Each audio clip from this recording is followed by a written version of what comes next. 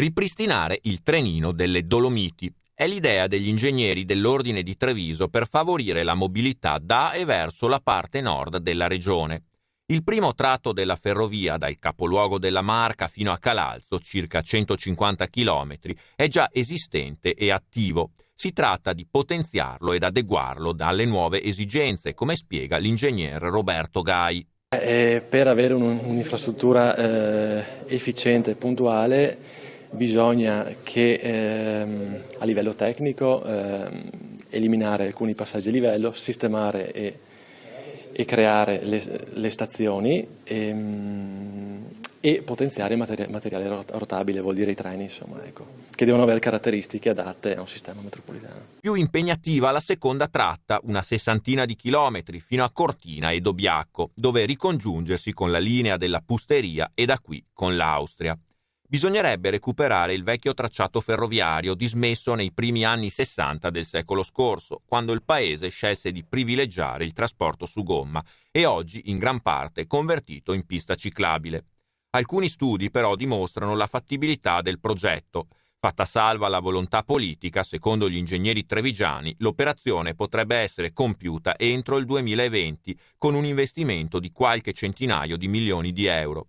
I benefici, in termini di minore inquinamento, comodità di spostamento per i pendolari, incentivo al turismo, tuttavia sarebbero notevoli.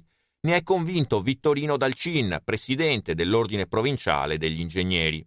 Senza usare pesantemente come si sta usando l'automobile, si migliorerebbe quello che è la percorribilità delle strade, si utilizzerebbero strumenti e treni che non inquinerebbero, quindi limiteremo anche quello che è l'apporto di CO2 a favore dell'ambiente. Vogliamo rispettare l'ambiente nel senso che nel nostro pensiero non è quello di costruire ex novo qualcosa, ma recuperare e rendere efficiente quello che già c'è, perché non dimentichiamoci che fino al 1960 era possibile dalla Venezia raggiungere Dobbiaco attraverso un sistema ferroviario.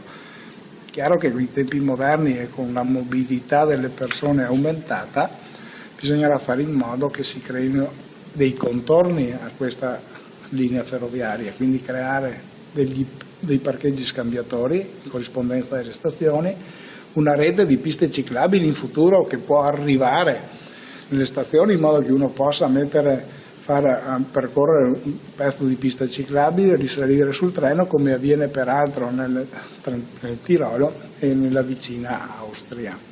Per discutere e illustrare le varie proposte, l'Ordine ha organizzato un convegno sabato prossimo 13 aprile dalle 9 all'auditorium della sede della provincia al Sant'Artemio, con ospiti, tra gli altri, esperti delle ferrovie del Trentino e dell'Alto Adige.